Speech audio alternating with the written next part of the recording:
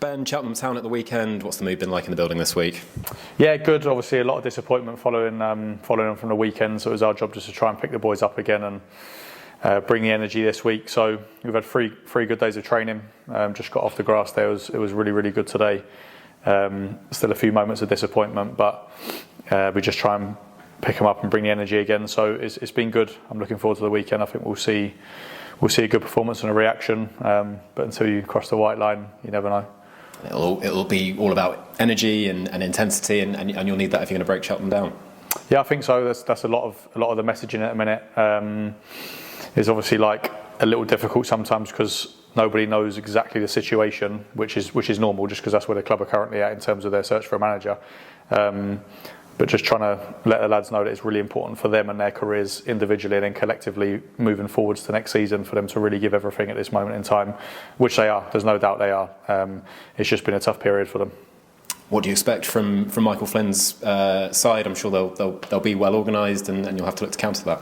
Yeah, definitely. I think like most sides at the level, they're going to come. I imagine they're going to make it really, really tough for us. They're going to fight and compete and run, and then they've got a lot of individual quality as well. So we're aware of that, and we'll spend a lot of time on Friday really focusing on what we expect them to do and how we can try to overcome that. And just finally, I suppose one of the things that you'll be wanting to address is just a bit of confidence and just for the lads to have that belief in themselves. How do you go about that as a head coach? Yeah, unfortunately, easier said than done. Yeah. I'm probably realising that as well, is because I have so much belief and we as staff will have so much belief in the group because it's undoubted you could see what's there. But I've mentioned it before, like the amount of scar tissue just from the course of a long season, and it's not quite gone the way that anyone at the club would have liked it to have gone. So trying to pick them up and overcome setbacks and stuff is not easy, but it's a challenge for all of us to try and overcome and be a part of, and we're enjoying it. And we'll go into the weekend full of that same energy again and see where it takes us. It would be so easy, wouldn't it, at this point in the season to down tools. But with 10 games to go, it's massive, isn't it, to go into next season with a bit of momentum?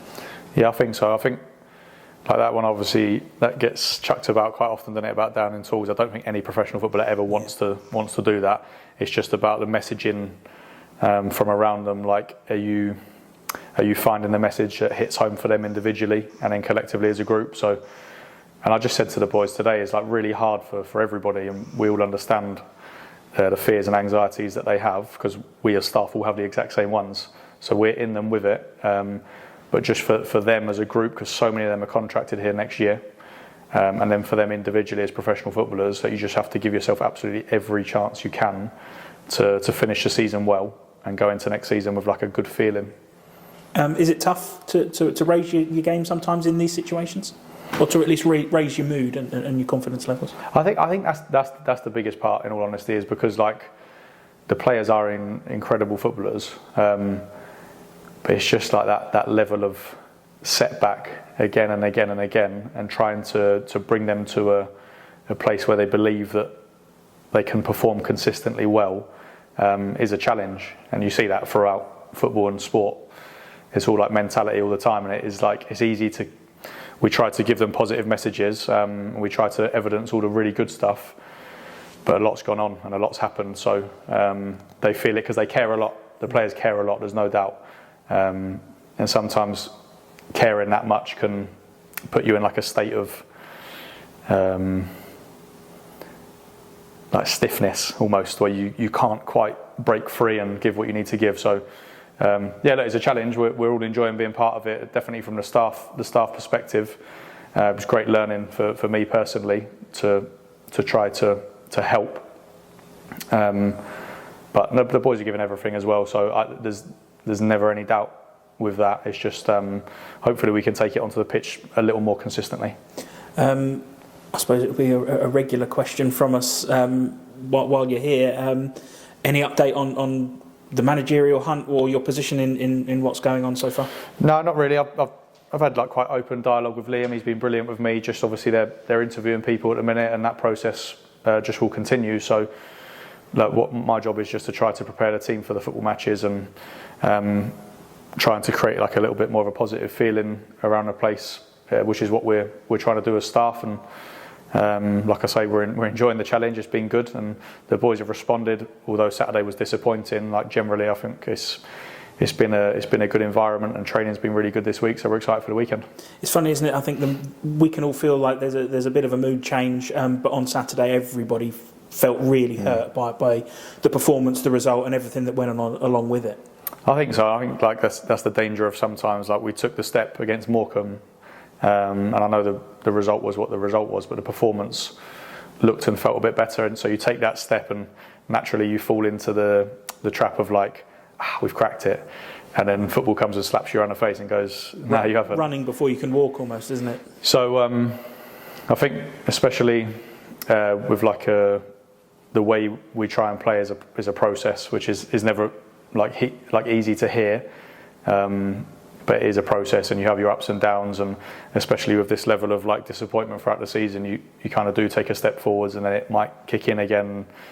You have these moments, so we just try to build continually, try to take steps forwards, and occasionally like you're going to get stuck and not quite move, and sometimes you might go backwards a little bit, but we just keep our eyes really on like performance and energy, and trying to win football matches and see where it takes us.